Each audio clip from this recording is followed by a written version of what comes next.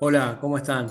Bueno, hoy lo que les quiero mostrar son 10 funciones básicas de Excel para poder comenzar a sacar resultados en base a las planillas que quieran hacer. Así que vamos con la primera. Uno. La función más utilizada por excelencia en el Excel y la primera que siempre se enseña es la suma, ¿sí? Por eso vamos a sacar acá el total de la tabla. Siempre es importante marcar los rótulos, digamos, de la información que vamos a ir obteniendo como resultado, porque si no van a quedar números sueltos que no se sabe qué son. Así que para calcular el total de la tabla, la primera función va a ser la suma. Yo me posiciono primero en el casillero o la celda donde quiero que aparezca el resultado. Así que hago clic acá, en este caso la celda es la I2. Entonces en esta celda puedo escribir directamente el nombre de la función, que en este caso es suma, o puedo directamente buscar en la barra de herramientas acá arriba, en la pestaña de inicio, como se ve acá, el botón que se llama autosuma. Cuando yo hago clic en ese botón, me sugiere la suma de algún rango de celdas. Por ejemplo, acá me está marcando la celda G2 y la H2, como indica acá. Pero como ese no es el rango que yo quiero sumar, voy y con el mouse puedo seleccionar el rango correcto o puedo borrar y escribir el rango que yo quiero. Recuerden que un rango, como habíamos visto anteriormente, es un conjunto de celdas que comienza en la celda superior izquierda y termina en la inferior derecha, y lo que separa esos dos nombres de celda es el signo dos puntos, como se ve escrito acá. Bien, nuestro rango que queremos sumar es el rango A2 hasta la celda E10. Así que una vez que lo seleccionamos, apretamos Enter y ahí obtenemos el resultado. Dos. La segunda de las funciones que vamos a ver tiene que ver con la cantidad de números ingresados. Como cualquier otra función u operación que necesita el resultado una cantidad, el proceso va a ser contar. Así que el nombre de nuestra función va a ser la de contar. Lo que nosotros queremos acá contar es la cantidad de números ingresados en este mismo rango, en esta tabla de ejemplo que tenemos confeccionada. Fíjense que tenemos una tabla de 5 columnas por 9 filas, pero no todas las celdas están ocupadas. Hay algunas celdas que están libres, que están vacías, y hay una celda en particular que tiene un texto adentro. Lo hice a propósito para que veamos la utilidad de otras funciones. En el caso de querer contar entonces la cantidad de números ingresados en la tabla, como les decía, usamos la función contar, que como podíamos hacer con la suma, podemos escribirla directamente o podemos encontrarla dentro de este apartado desplegable, este combo que nos muestra el botón autosuma, donde aparecen otras funciones. ¿Cuál vamos a usar? Es esta de contar números. Fíjense que para contar números simplemente se usa la función contar. Y ahora vamos a marcar de nuevo el rango que queremos tomar para que cuente, ¿sí? Apretamos la tecla Enter una vez que seleccionamos el rango y obtenemos la cantidad de números ingresados. Fíjense que marca 39 números. Si yo borro, por ejemplo, el primero, automáticamente tengo 38 y por supuesto se modifica también el total de la tabla, ya que eliminamos uno de los números que estaba sumado. Así que voy a deshacer esto que hice para que vuelva a aparecer las mismas cantidades que teníamos antes. Tres. Bueno, la tercera de las funciones es contar la cantidad de celdas que están ocupadas, ¿sí? Así que como queremos una cantidad, de nuevo tenemos que contar. Pero en este caso queremos contar también las celdas que tengan texto. Por ejemplo, la celda C5, que es la que tiene la palabra sin stock, también debería aparecer contada. Entonces vamos a usar otra función que no está en este desplegable, porque acá está la de contar números, que es la función contar. La puedo encontrar en este apartado de más funciones, donde va a abrir una ventana con todas las funciones disponibles, pero para no tener que buscarla y como ya la sé, la voy a escribir. En este caso la función es contar A. Contar A. Esta A que se le agrega indica que no solamente va a contar números, sino que también va a contar celdas que tengan texto o que tengan fechas, ¿sí? Cualquier contenido que haya en una celda va a hacer que esa celda sea contabilizada. Así que contar A, abro paréntesis y selecciono de nuevo el mismo rango, ¿sí? Y lo que obtengo ahora, al apretar la tecla Enter, fíjense que no hace falta cerrar el paréntesis, el Excel interpreta que ya ahí termina nuestro rango y cierra el paréntesis automáticamente. Entonces ahora tengo 40 celdas ocupadas. Eran las 39 que tienen números, como dice acá, y la celda que dice sin stock. Si tuviéramos otra celda que tiene otro texto, ¿sí? Por ejemplo, no sé, agotado, entonces la cuenta también como una celda ocupada, ¿sí? Teníamos 40, ahora tenemos 41. Vuelvo a borrar y seguimos con la que viene. 4. Para calcular un promedio, en este caso nosotros podríamos hacer este número que es la suma dividido este número que es la cantidad de celdas que tiene números, que se sumaron, ¿sí? Pero lo recomendable para esto es utilizar la función promedio, que ya aparece en el desplegable del botón autosuma. Acá entonces marcamos la función promedio y en lugar de este rango que me está sugiriendo, siempre presten atención a que seleccionemos el rango que queremos promediar, incluyendo celdas que estén vacías, como acá a lo último, porque si en algún momento tuviéramos algún número ingresado en esa celda, también tiene que formar parte del promedio. Aprieto la tecla Enter y obtengo el promedio, en este caso 511.61538, o sea, esta parte es la parte decimal, estos números decimales, digamos, es el resultado de haber dividido este número total sobre el número de celdas que se estaban utilizando para ingresar números. 5. Esta cantidad que me da con decimales, yo podría querer redondearla, pero observen qué pasa si la quiero redondear. Le voy a quitar los decimales con este botón que dice disminuir decimales y me va a redondear el número, pero me lo redondeó en un número superior, en el número 512. Eso lo hace porque la cantidad decimal que tenemos supera la mitad, o sea, el 0.5 es superado porque es 0.6, entonces nos va a llevar a un número más arriba.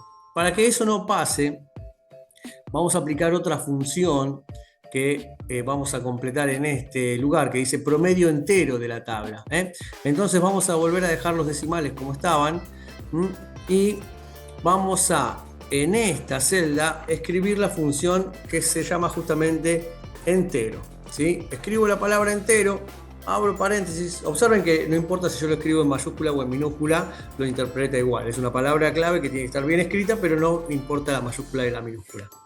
Y acá, en lugar de tener que hacer de nuevo toda la función promedio, voy a seleccionar la celda donde ya estaba hecha la función. Así que hago clic en esta celda donde tengo el resultado del promedio de esta tabla y simplemente aprieto Enter y me va a devolver el mismo número, pero sin los decimales. Observan que me da todo cero. ¿Eso qué quiere decir? Que solamente me va a redondear hacia arriba, me va a llevar al número siguiente cuando pase esa cantidad de decimales. Vamos a eliminar los decimales en esta celda y vamos a observar eso, que si yo ingreso otro número superior al 511, me va a intentar redondear. Fíjense que cambia la parte decimal en esta, pero la otra parte no, ¿sí? Vamos a seguir ingresando números que aumenten el promedio, pero hasta que no supere el 511 completamente, no va a cambiar el de abajo, el promedio entero, ¿sí? Fíjense que la parte decimal va aumentando, pero no va a redondearlo a 512, salvo que directamente el número del promedio llegue a más de 511, o sea, ahora me da 513 con el número que ingrese acá, ¿sí? Entonces eso es importante cuando uno no quiere que los números se redondeen hacia arriba, pero quiere obtener la parte entera puramente, ¿sí? Sin los decimales. Recuerden que si saco los decimales, en este caso que los decimales son menores a 0.5, lo va a redondear en el mismo número que me da el entero, ¿sí? Pero cuando supere el 0.5, vamos a suponer que acá hay un número mayor y tengo un decimal mayor, ¿ven? Como acá me da 514 y acá me sigue dando 513. ¿Por qué pasa? Porque estos decimales, cuando los veo, superan el 0.5, ¿eh? Entonces me lo redondeó a 514, pero en la parte entera quedaba como 513. 6. Seguimos entonces ahora con otra función que se llama función max, es la que nos va a permitir obtener el número más alto de la tabla. Siempre que haya valores numéricos en un rango, vamos a poder obtener el número más alto, el valor más alto, a través de la función max, ¿sí? Selecciono todo el rango de la tabla y aprieto enter y obtengo el 989, ¿sí? Es el número más alto, no me dice dónde está, no me dice qué lugar ocupa, ni cuántas veces aparece, podría ser que esté más de una vez, pero es el número más alto que obtengo en la tabla. 7. Ahora lo que tenemos que obtener es el número más bajo, ¿sí? Así que lo que vamos a hacer es utilizar una función similar, pero por supuesto que va a ser la opuesta. La otra era max, ahora es min la que vamos a usar, pero el rango va a ser el mismo. Queremos el número más alto y el más bajo, en este caso, ahora de la tabla, ¿sí? Tenemos ahí el 51, aparece acá, ¿sí? Como el valor más bajo. Fíjense que si yo este 51 lo dejo, pero en otra celda ingreso un número más bajo, como el 45, automáticamente cambia el valor más bajo, ¿sí? Y teníamos anteriormente el 989, si yo escribo un número mayor, cambia automáticamente el número más alto de la tabla, ¿sí? 8. Bueno, ahora lo que tenemos que obtener es el número más repetido, ¿sí? O sea, cuál es el número que más veces se repite dentro de esta tabla, sin tener que andar analizándola manualmente y viendo a ver cuántas veces aparece cada número. Bueno, tenemos una función que es muy fácil de recordar el nombre porque lo que más se repite, generalmente en ropa, por ejemplo, se le dice que está de moda. Bueno, la moda es la operación estadística que nos permite obtener el número de, digamos, más repetido, perdón, el número o el valor más repetido dentro de un análisis estadístico. Bueno, en este caso es una función de Excel, lo podemos aplicar a este rango que tenemos. Entonces selecciono las celdas del rango, aprieto enter y me dice que el número más repetido es el 565. No me dice cuántas veces, sino que me dice cuál es el más repetido. 9. En este caso, lo que vamos a querer calcular es un porcentaje del total de la tabla, ¿sí? Un porcentaje que a nosotros se nos ocurra, podemos decir un 10%, un 15%, un 25%, el porcentaje que nosotros querramos, siempre hay que multiplicarlo por lo que nosotros en este caso ya tenemos calculado, que es el total de la tabla. En este caso, para multiplicar, la función se llama producto, ¿sí? Vamos a escribirla, producto. Y entre paréntesis tenemos que ingresar los números que queremos multiplicar, ¿sí? Uno va a ser el total de la tabla, que lo encuentro acá en I2, y el otro, separándolo con un punto y coma o con una coma, depende de la configuración regional que tengan en su planilla de Excel, vamos a poner acá el porcentaje que queremos calcular, ¿sí? Voy a poner un 15%, o vamos a poner un 10% para que sea más fácil de darnos cuenta, a ver si lo hizo bien. Pongo entonces 10% multiplicado el total de la tabla, que está en I2, y aprieto Enter, y ahí me da entonces 2158.7. Fíjense que el total de la tabla es 21.587, así que este es el 10%, estaría correcto. 10. Bueno, y por último, bueno, con un bonus track de un hipervínculo que yo hice acá para ir a la hoja 2, esto se crea muy fácilmente. Cuando selecciono una celda, puedo ir al menú Insertar y puedo insertar acá, como dice, un vínculo y elegir dentro de, donde dice lugar de este documento, marco acá, normalmente nos va a aparecer acá y vamos a poder elegir una dirección de internet que podemos pegar acá o buscar en nuestra computadora alguna carpeta en particular, ¿sí? Dentro de documentos, el escritorio. Pero como nosotros queremos ir a un lugar de este mismo documento, en este caso es un libro de Excel, vamos a marcar en la hoja que queremos nosotros visitar a través de este botón, de este enlace que vamos a crear. Así que marcamos ahí, en este caso la hoja 2, y acepto. Eso es lo que hice para poder hacer que este hipervínculo aparezca. Y al hacerle clic, en lugar de tener que ir a buscar la hoja, en este caso sería muy fácil, es lo mismo que ir acá a hoja 2 y hacerle clic, pero cuando tenemos muchas hojas, ¿sí? Y tenemos que andar buscando en qué hoja está cada cosa, podemos tener alguna especie de índice y crear en ese índice hipervínculos que nos llevan directamente a la hoja que queremos ir. Así que hago clic acá y voy a la hoja 2. En esta hoja vamos a trabajar con fechas, como decía en la tabla, y entonces lo que queremos hacer es, a través de una función que devuelve la fecha actual del sistema, o sea, lee el reloj del sistema, en este caso de Windows, ¿sí? Me está indicando esta fecha, que es 30 de enero de 2023. Bueno, eso me va a devolver la función cuando yo esté usando la planilla de Excel. Mañana, si yo esta planilla la guardo y la vuelvo a abrir, la fecha va a haber cambiado en Windows, entonces va a actualizar esa fecha en la planilla de Excel también, ¿sí? Eso lo que nos permite es crear un contador a partir de una determinada fecha si restamos a la fecha actual una fecha pasada. Ahora lo vamos a ver en la práctica. Y si yo quiero calcular cuánto falta para una fecha en el futuro, puedo crear una cuenta regresiva. ¿Por qué? Porque como el tiempo va a seguir avanzando, cada vez que yo abra esta planilla de Excel, la diferencia entre la fecha actual y la fecha futura se va a ir acortando. Entonces voy a tener una cuenta regresiva que me va a indicar cuánto falta para una determinada fecha. Bueno, vamos a comenzar con la función. Es función hoy. Escribo hoy, abro y cierro paréntesis. En este caso tengo que abrir y cerrar el paréntesis. El nombre de la función es este, no va nada entre los paréntesis, simplemente igual hoy, abro, cierro paréntesis y aprieto Enter. Fíjense que automáticamente obtengo la fecha actual que tenía en la PC. Entonces esto me va a permitir utilizar esta fecha, ¿sí? Para poder calcular con respecto a días que ya pasaron, cuántos voy a obtener acá, o a días que digamos, van a venir. Si no, o sea, si hago clic y puedo hacer el cálculo entre la fecha futura, que es esta, 15 de febrero de 2023, y la fecha actual, voy a obtener cuántos días faltan. Entonces vamos a ver cómo se hace eso.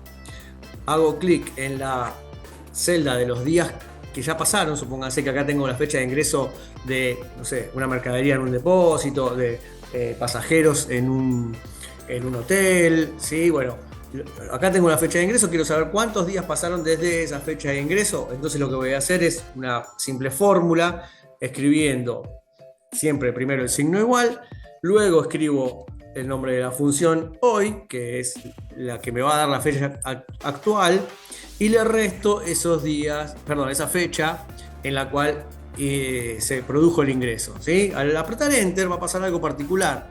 Obtenemos una fecha del año 1900. Bueno, esto se debe a que el Excel comienza a contar los días a partir del 1 de enero de 1900. A cada día le pone un número, ¿sí? Entonces, como yo lo que quiero obtener es un número, no una fecha, voy a ver acá en la barra de herramientas de la pestaña de inicio que tengo el formato de celda como fecha, así que lo que voy a hacer es cambiarlo a número o a formato general y voy a obtener entonces ahí el número de días, ¿sí? Recuerden que acá tengo la fecha actual, es 30, la fecha de ingreso fue el 15, los días que pasaron son 15, ¿sí? Ahora vamos a ver cómo haría para que me diga cuántos días faltan para la fecha de egreso, ¿sí? Supónganse que esa mercadería que entró o esos pasajeros que ingresaron tienen una fecha de egreso y quiero saber cuántos días faltan para ese egreso. Entonces lo que tengo que hacer es la misma operación, que es una resta, pero invirtiendo los factores de esa resta. ¿Por qué? Porque el número más alto va a ser la fecha más futura, ¿sí? O sea, la que esté más adelante en una línea de tiempo, supongamos. Entonces, a esa fecha lo que voy a hacer es restarle la función hoy. ¿Por qué uso la función hoy? Les recuerdo, como dije anteriormente, que la función hoy nos devuelve la fecha actual del sistema y se va actualizando. Entonces, hoy, en este momento, me va a decir que faltan para la fecha de egreso. ¿Cuántos días? Bueno, ya me doy cuenta que son 16, pero está en formato de fecha. Lo voy a poner en formato general para que me diga que faltan 16 días para el 15 de febrero de 2023, ¿sí? Y que pasaron, en este caso, haciendo la operación digamos, de resta entre hoy y la fecha de ingreso 15 días, ¿sí? Vamos a repetir esto con otras fechas. Supongamos que la fecha de ingreso fue ayer, ¿sí? 29 de enero. Entonces, ¿qué pasa si yo copio esto hacia la celda de abajo? ¿Se recuerdan que arrastrando desde esta esquina puedo copiar la fórmula? Fíjense, si la fecha de ingreso fue ayer, a hoy pasó un día, ¿sí? ¿Qué pasa si la fecha de egreso es mañana, que va a ser 31 de enero? Acuérdense que también cuando no pongo el año, me toma el año actual, así que cuando es año actual no hace falta aclarar el año. Entonces ahora quiero hacer lo mismo, voy a copiar esta fórmula hacia abajo y voy a obtener entonces que falta un día para mañana, ¿sí? Y si yo calculo, por ejemplo, entre el 31 de diciembre de 2022 y el 31 de diciembre de 2023, ¿qué va a pasar? Voy a arrastrar, voy a obtener que pasaron 30 días desde el último día del año pasado y que faltan 335 para el último día de este año, y la suma de estos dos me da la cantidad de días que tiene el año en total, ¿sí? Bueno, espero que esto les haya gustado, que les sirva, lo pueden practicar con su fecha de nacimiento, por ejemplo, para saber cuántos días vivieron, si se animan, si no, pueden hacerlo con la fecha de alguna otra persona, con una mascota, ¿sí? Pueden poner una fecha de casamiento, calcular cuántos días llevan de casados, todo lo que haya ya pasado en una fecha determinada, puede saberse cuántos días pasaron a través de esta fórmula de hacer la función hoy menos esa fecha, y recuerden que cada vez que abran esa planilla, ese número obtenido se va a ir actualizando, ¿sí? Y lo mismo con la fecha de su próximo cumpleaños. Por ejemplo, si quieren anotarlo para hacerme un regalo, yo cumplo el 16 de marzo, entonces ingreso acá la fecha 16 de marzo y voy a calcular cuántos días faltan. 45 días justo hoy para mi cumpleaños. Bueno, espero que les haya gustado, que les sea útil, y cualquier comentario, duda o consulta que tengan, me la dejen escrita en cualquier medio de comunicación que les haya compartido para estar en contacto. Saludos.